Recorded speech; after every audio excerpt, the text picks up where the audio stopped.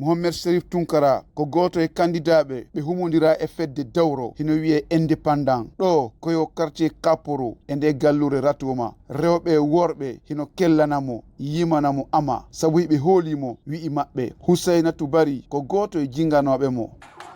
Ko hewtini men ko fi Mohammed Sharif Tunkara hewtini men ɗo ko fi on waɗi men tambiti o wi woyo men votam mo a faami mo yiɗi rewɓe wo o wallay men no men ɓiɓɓe amen ɓen yaara yeeso ɓiɓɓe amen ɓen no jooɗi ala e gollude fus jamalaji noon fof komin tori ɓe koɓe votan Mohammed Sharif Tunkara ko Thiès nden ñande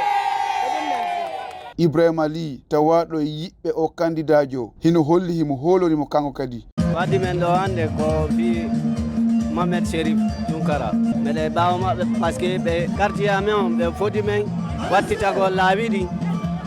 ɗum ɗon ko goho ɓay koye fisante on ji darnugol école ji ɗin piiji boyi quand même meɗen woli ɓe 28 décembre menen ko Mohammed Sharif Tunkara amen wotanta inchallah jaɓi anditine wondema e ngal orgal Mohammed Sharif Tunkara hino weɓitude fandunde nawrugol yeeso rewɓe ɓen demal ngal sariya on cellal ngal fina tawa on gandal ngal e ko nandi e mum. Mamadou Jonga Siba Conakry, RFI.